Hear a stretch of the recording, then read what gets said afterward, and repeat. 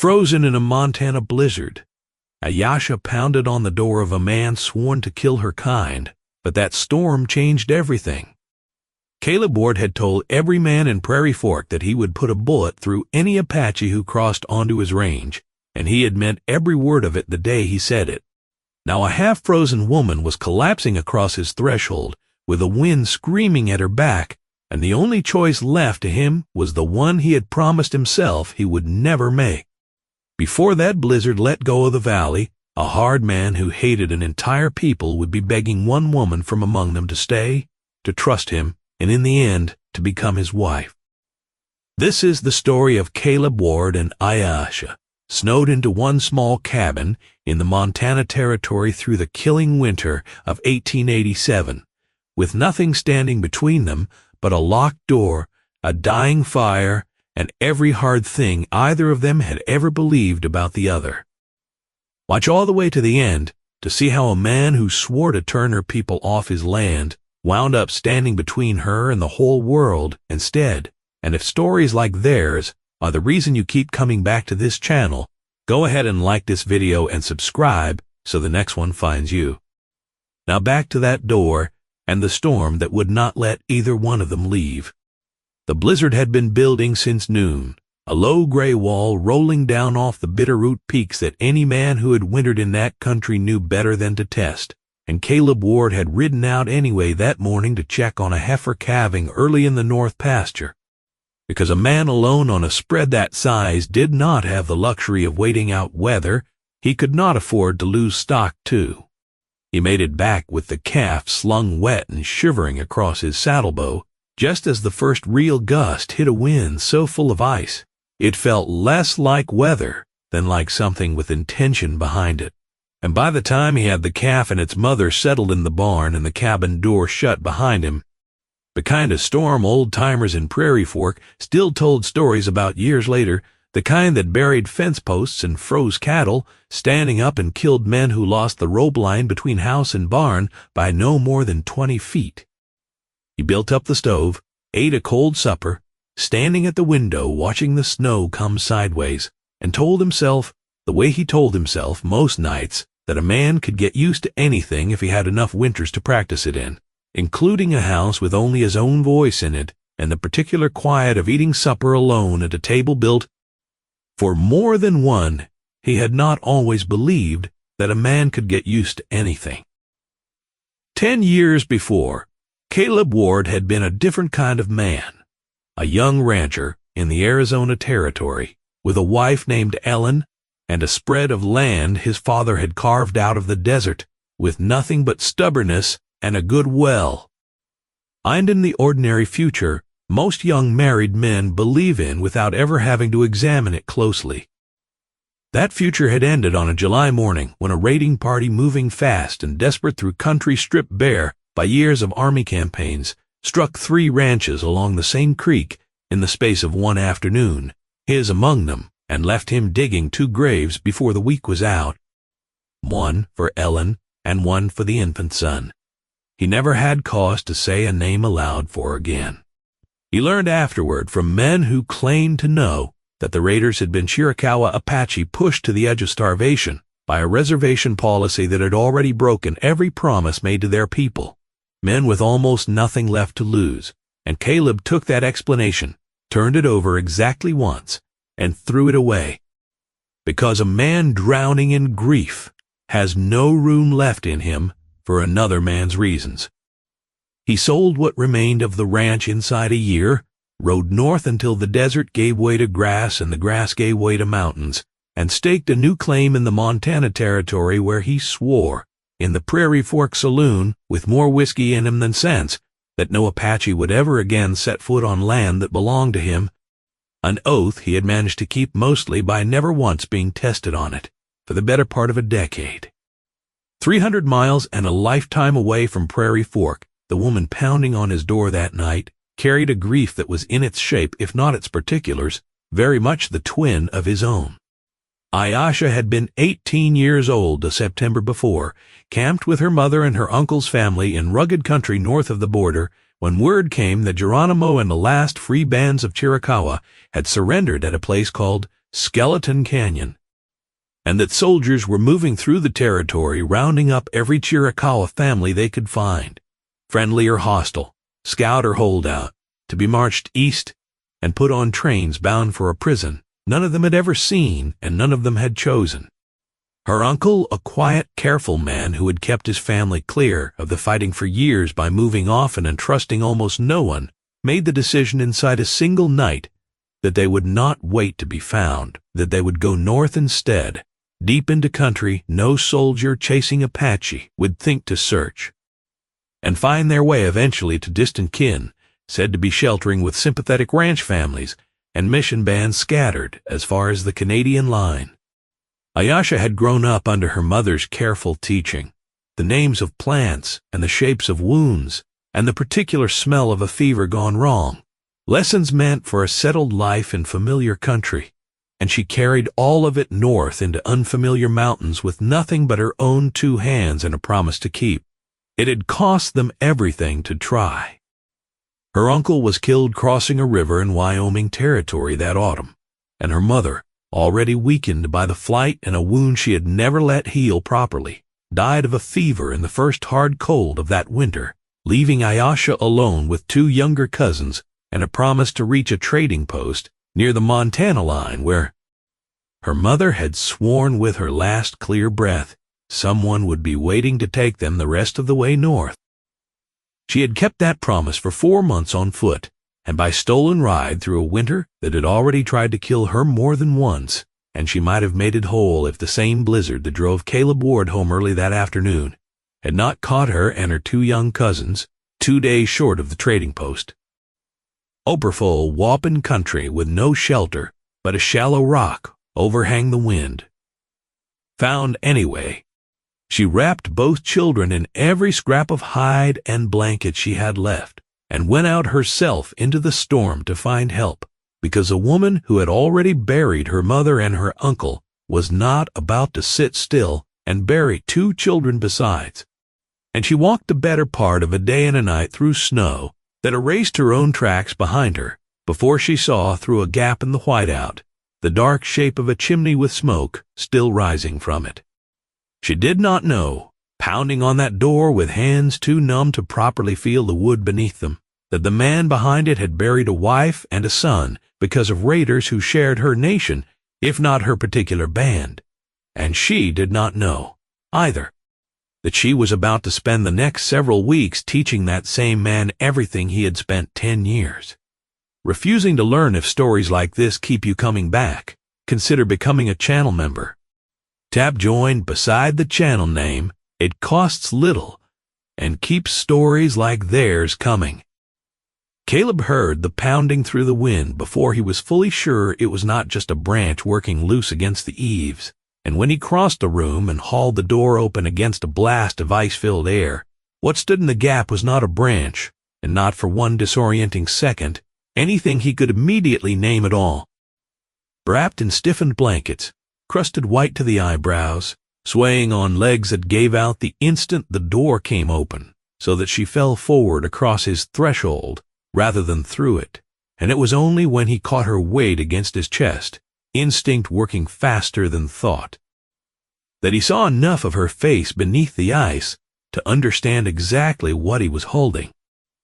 He had sworn that oath in front of half the men in Prairie Fork, had used the word Apache in that saloon, with more contempt than he generally allowed himself to feel about anything,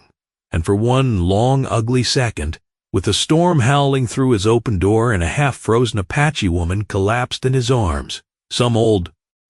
cold part of him considered what it would cost him to simply set her back down outside and shut that door again.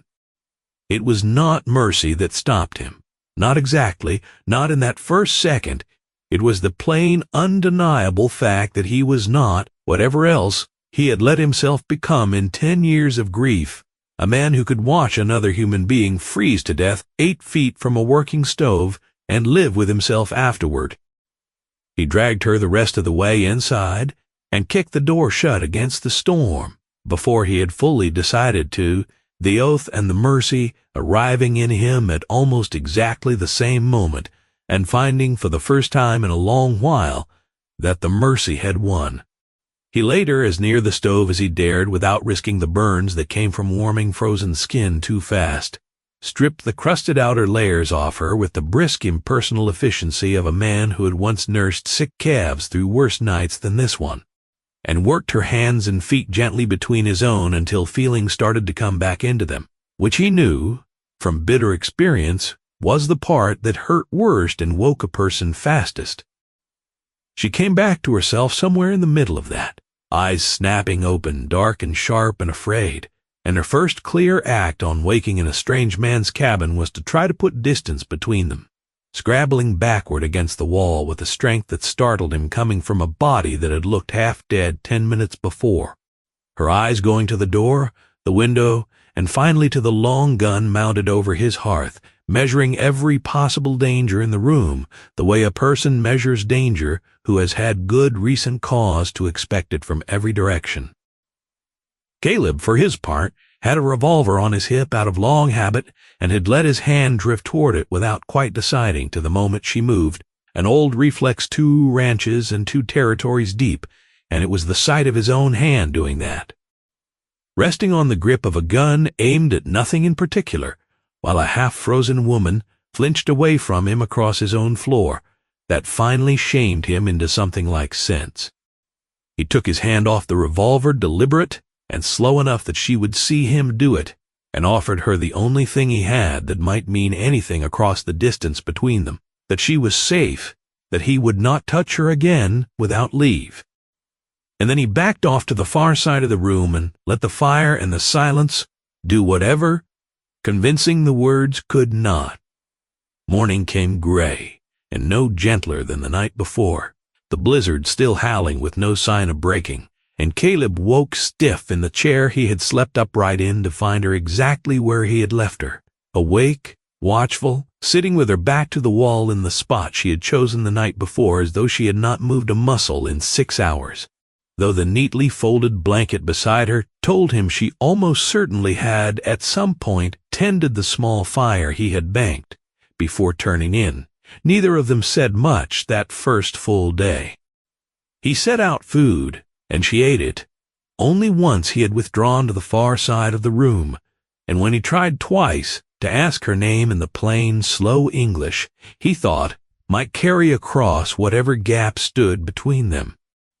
She answered both times with silence, and a look that made plain enough that trust was not a thing she intended to hand a stranger merely because a storm had trapped them both inside 4 walls.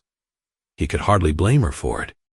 He had built a reputation in that county on exactly the kind of hatred that made a woman like her right to be careful, and he spent that whole gray, howling day doing nothing more useful than sitting with that fact, turning it over the way he had turned over Ellen's death 10 years before, except that this time the turning over led somewhere new,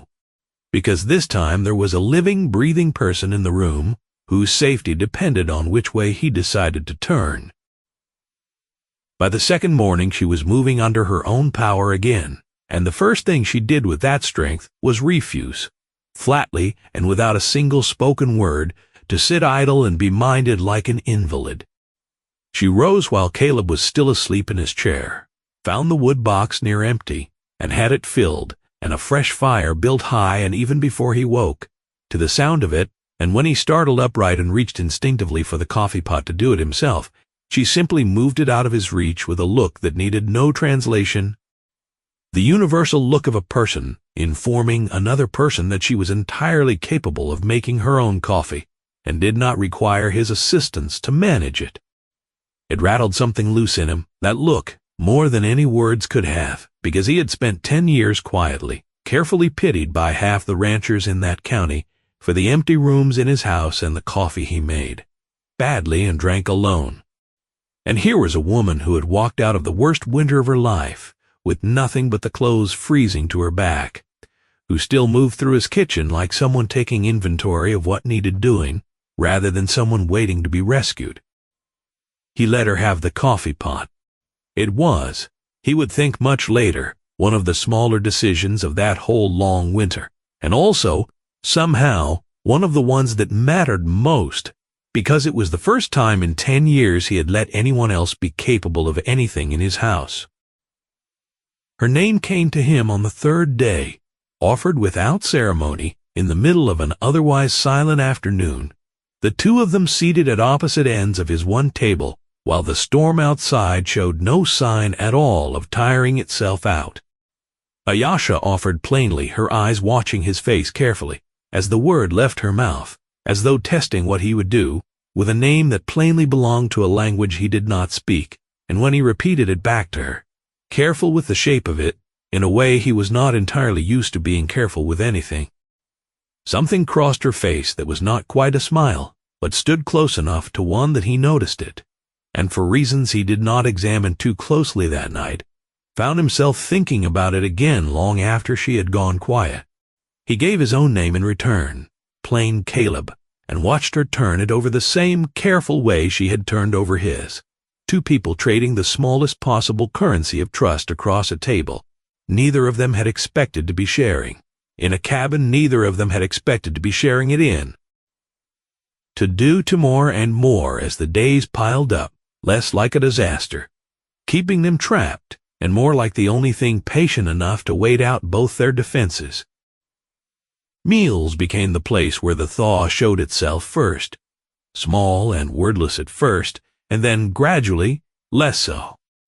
He noticed she ate carefully, sparingly, the habit of someone who had spent months not knowing where the next meal was coming from, and without remarking on it he began setting out more than either of them could reasonably finish, so that leaving food behind stopped feeling like waste and started feeling like plenty. To a thing he suspected she had not trusted. In a long while,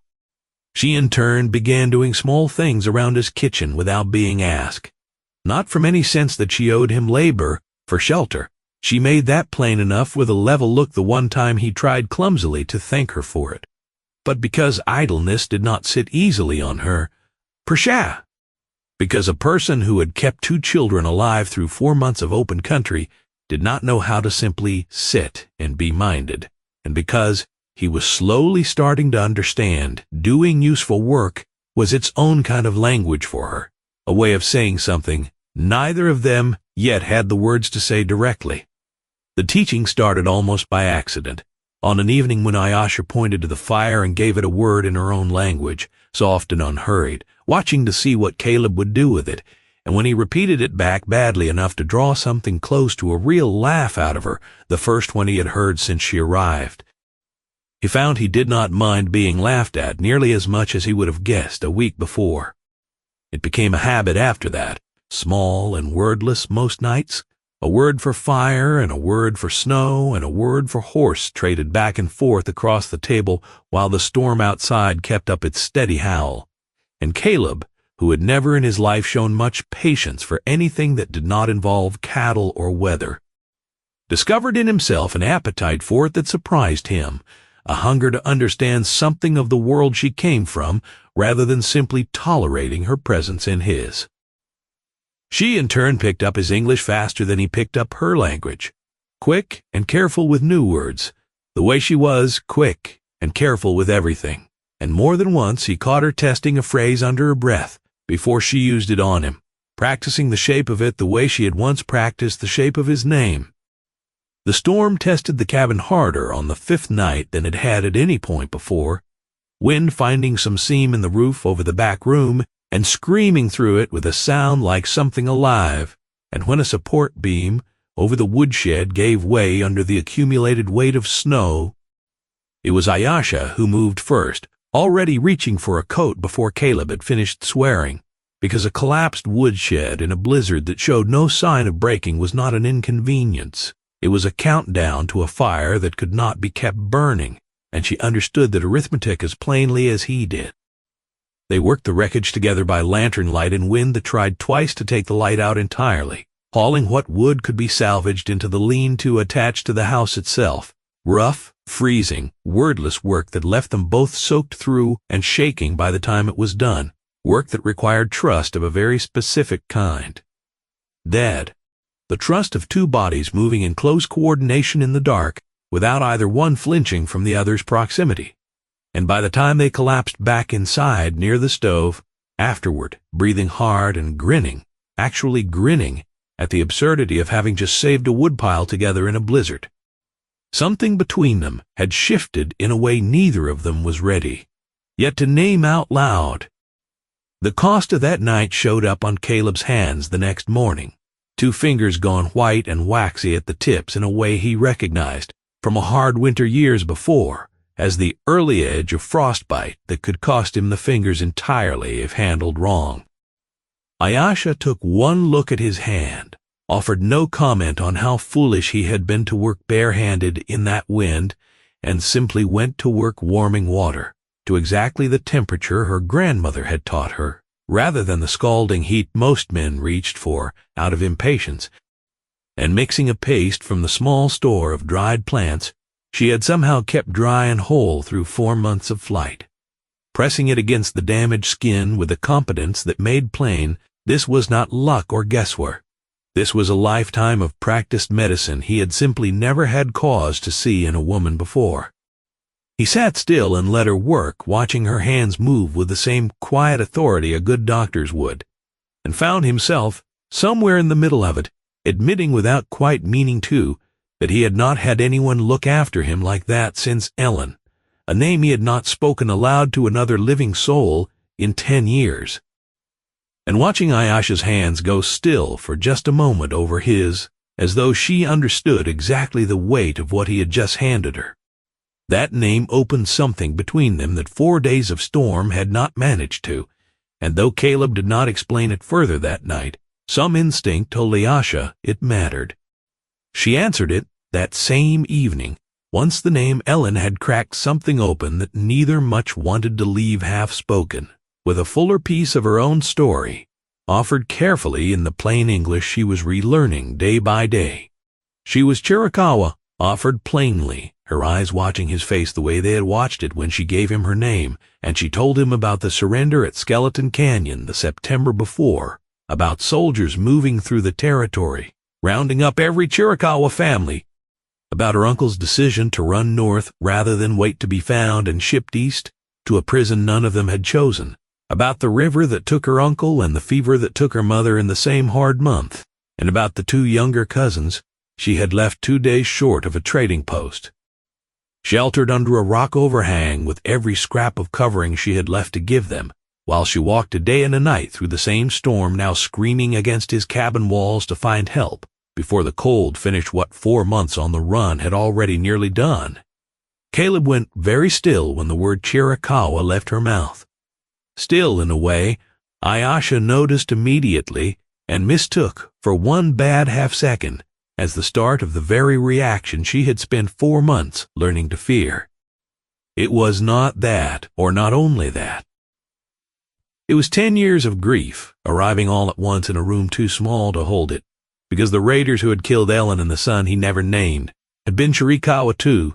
men driven to that raid by the same broken reservation policy Ayasha's own family had spent a year running from, and for one long, terrible moment the 2 facts sat in him side by side, refusing to reconcile an old wound and the woman across his table, wearing through no fault or choice of her own the same word that wound had worn for a decade. It came out of him low and rough before he could stop it, that Chiricahua raiders were the ones who had taken his wife from him, and he watched Ayasha's face go careful, and closed in the particular way of a person bracing for a blow she has taken before and expects to take again. She did not apologize, and she did not flinch away from him either, though every instinct 4 months of flight had sharpened in her must have told her that a safer woman would have done both.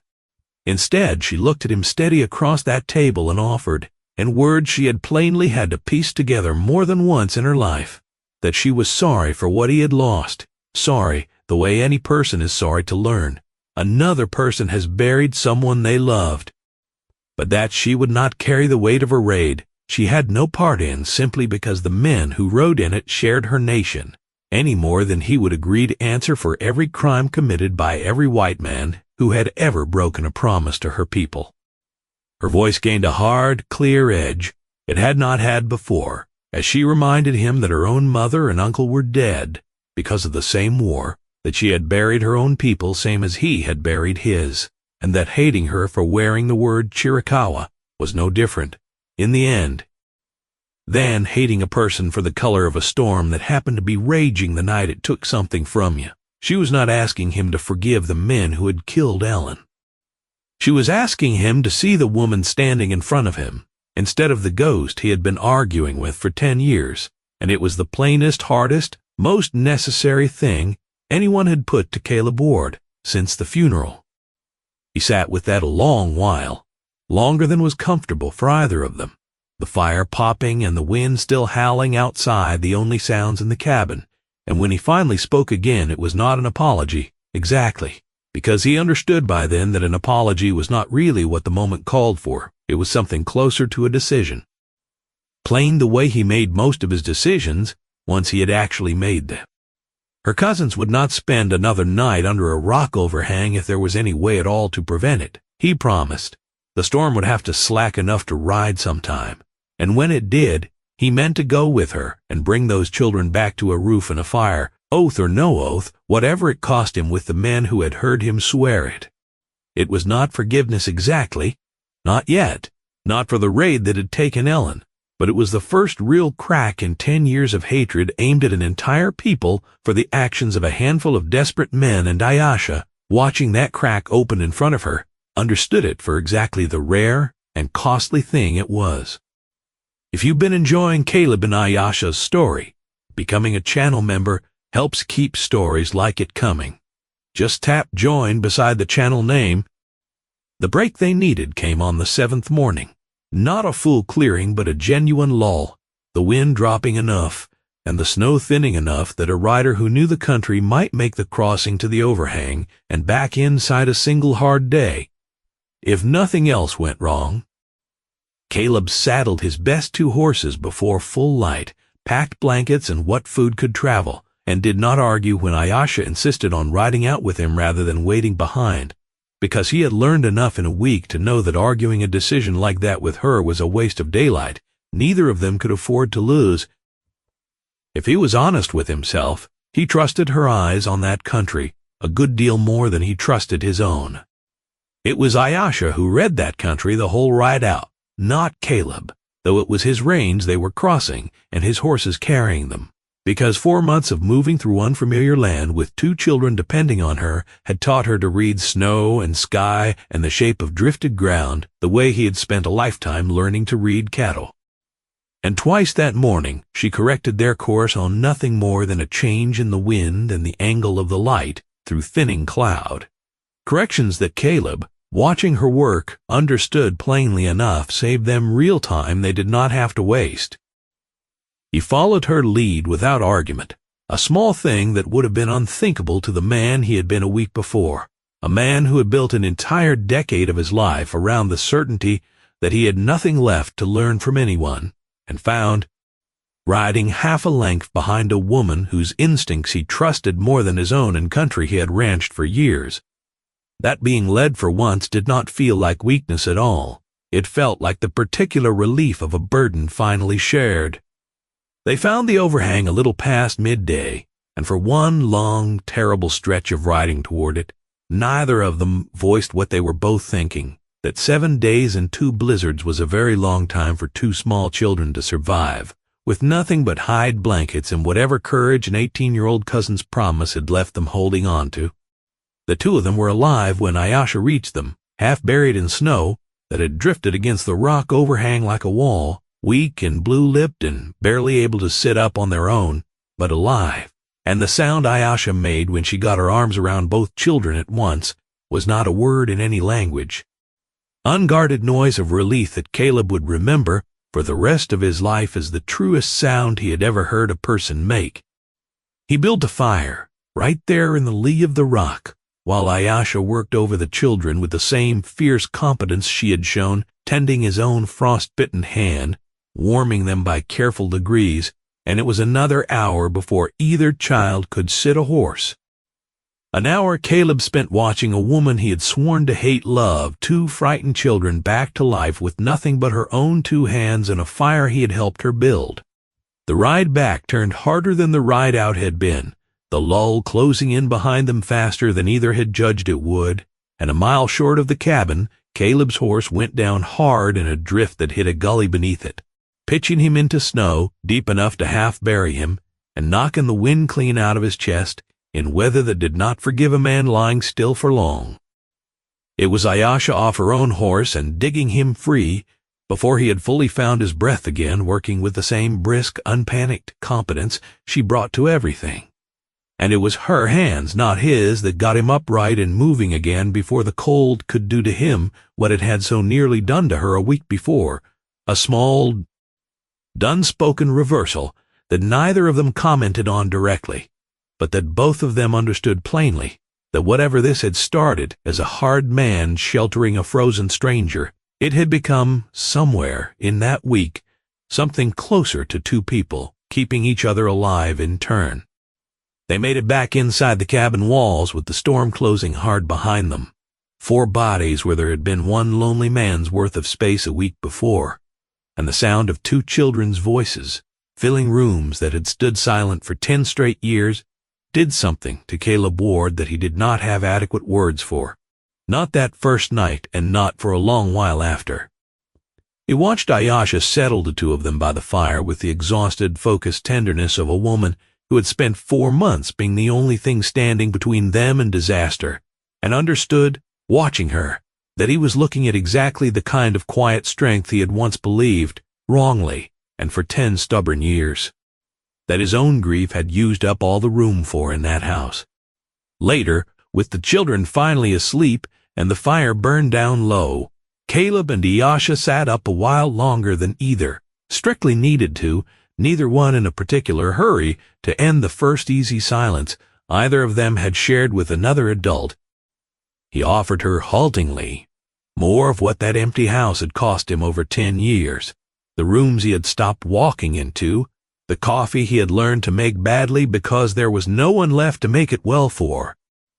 She gave him in turn her mother's voice, the particular song sung over a fire on a cold night, and how strange and good it felt, after 4 months of carrying 2 children's survival entirely alone, to sit somewhere warm with someone else finally sharing the weight of it. Somewhere in the quiet after that, without either of them deciding to make it happen, her hand found his on the bench between them, and neither one pulled away, and Caleb Ward, who had told himself for 10 years that he had no more room left in him for anything but work and weather, yes, nay, very still, and let himself want something again for the first time since he had buried his wife. The blizzard finally broke on the 11th day, the wind dying to nothing, sometime in the small hours, and the sun coming up hard and blinding over a world gone entirely white and silent, and the quiet that followed felt, for the first morning or 2, like nothing but relief, like a held breath finally let go after 11 days of holding it. It did not stay simple relief for long. A cleared road meant travel again, and travel again meant word could finally move through Prairie Fork the way it had not been able to for nearly 2 weeks, and Caleb understood, standing on his own porch in that hard, bright light, that the same thaw, freeing his roads, had also freed every tongue in the county with anything at all to say about a rancher who had sheltered an Apache woman and 2 Apache children through the worst storm anyone could remember. One of the first riders up the thawed road was a neighboring rancher's wife, a careful, God-fearing woman named Ruth Colby, who came ostensibly to trade seed corn and stayed only long enough to see, with her own eyes, an Apache woman moving easily through Caleb Ward's kitchen and 2 Apache children playing in his yard, and who rode home considerably faster than she had ridden out, carrying a story that would reach every corner of Prairie Fork within 2 days, whether Caleb liked it or not. Caleb did not try to stop her telling it. He had already decided, sometime in that long, storm-bound week, that he was done arranging his life around what Prairie Fork found comfortable to believe, and he made that plain to Ruth Colby before she left, though it did rather less to soften the talk than the sight of the Apache woman had done to fuel it. It took 4 days for that talk to arrive on his doorstep in the shape of a man named Dutch Halloran, a large, loud rancher from the far side of the valley who had lost cattle to real raiders years before and had turned that loss the way some men do, into a hatred broad enough to cover an entire people rather than the particular men responsible. And who rode up that afternoon with 3 hired men behind him and a look on his face that made plain this was no social call. Halloran had heard, same as everyone in 3 counties had heard by then, that the Ward place was sheltering Chiricahua fugitives who by rights belonged on a train back east, where the army had meant to put them in the first place, loud enough for the whole yard to hear it, and that there was money in it besides. A reward posted for information leading to the recapture of Chiricahua, who had slipped the roundup money. Halloran plainly intended to collect with or without Caleb's blessing. Caleb stepped off his own porch and put himself square between Halloran's horse and his own front door before the other man had finished talking, close enough that Halloran's mount shied a step sideways and made it flat and cold in a voice the whole yard could hear. That there was no one on his land who was any business of Halloran's, or the reward money either. That the woman and children inside that cabin stood under his protection, and that Halloran and his men could turn around and ride back the way they had come, or find out exactly how far Caleb Ward was willing to go to make that plain. It was, everyone standing in that yard understood at once, a genuinely dangerous thing to say to a man who had brought 3 hired guns with him, and a great deal more waiting on him in town, and for one long taut minute nobody in that yard moved at all. 4 riders and 1 rancher measuring exactly how serious the other side meant to be. The door behind Caleb opened before that minute finished, and Ayasha stepped out onto the porch beside him, rather than staying hidden inside as any of the men in that yard might reasonably have expected a frightened fugitive to do, her chin level and her eyes steady on Halloran's face, and gave him her own answer. N-word she had rebuilt piece by piece over 4 hard months, that she would not be taken quietly, that she had walked 300 miles and buried her mother and her uncle rather than surrender to exactly the kind of men Halloran had brought with him, and that if he meant to collect his reward money, he would have to earn every dollar of it against a woman who had already survived worse than 4 armed riders in a ranch yard. It was not a plea. It was plainly a warning, delivered by a woman who had long since stopped waiting for anyone else to decide her fate for her. And it landed on that yard with a weight that surprised even Caleb, who had already begun to understand, over the last 11 days, exactly how much steel lived under her quiet. Caleb answered Halloran then, loud enough for his own hired men and any neighbor within earshot to carry the story back to town, that he had sworn an oath once in the Prairie Fork saloon to put a bullet through any Apache who crossed his land, and that he was breaking that oath in front of every man present, gladly, because the man who had sworn it had been a fool drowning in 10 years of grief, who had never once stopped to ask whether the woman standing in front of him now deserved a single ounce of the hatred he had aimed at a whole people who mostly had nothing at all to do with his loss. His land, his roof, and his choice he made plain, and that choice was standing beside him on that porch, and any man who wanted to argue the point past that would be arguing it with a rifle rather than words. Because he had already buried 1 family to men with guns and had precisely nothing left to lose by defending the second one he had somehow managed to find. It was one of Halloran's own hired men, a quiet older rider named Silas, who had worked cattle alongside Caleb more than once over the years, who finally broke that standoff, walking his horse forward, to say plainly that he had not signed on to shoot a neighbor over reward money for chasing down a woman. 2 of the other 3 followed him within the minute, leaving Halloran alone, with a single man at his back, and considerably less appetite for the fight he had ridden out, expecting to win easily. And he sat his horse a long moment glaring at Caleb before he finally spat into the snow, promised this was not finished, and rode off with his 1 remaining man trailing behind him, the reward money and the roundup both, for that day at least, thoroughly and publicly defeated. The talk in Prairie Fork did not die down easily after the business with Halloran, and Caleb spent the following weeks hearing plenty of it at the Mercantile and the Livery. some of it approving, most of it not, though he found to his own mild surprise that he had stopped caring what the county thought of his business, the same way he had stopped caring after Ellen died, except this time the not caring came from having something worth the trouble rather than from having nothing left to lose. What did more to soften that talk than anything Caleb said in his own defense was Ayasha herself, who wrote out without being asked when word reached the ranch that Ruth Colby's youngest boy had come down with the same fever that had taken Ayasha's own mother, and who sat up 2 nights running at that sickbed with the same patient. Competent hands she had used on Caleb's frostbitten fingers until the fever broke, and the boy kept his supper down for the first time in 3 days. Ruth Colby, who had ridden home fast and frightened from her first sight of an Apache woman in Caleb Ward's kitchen, rode out slower and considerably more grateful the week her son recovered, and made plain to anyone in Prairie Fork who would listen that whatever else people wanted to say about the Ward place, the woman living there had saved her boy's life with nothing but plants and patience, while the nearest doctor was still 3 days out.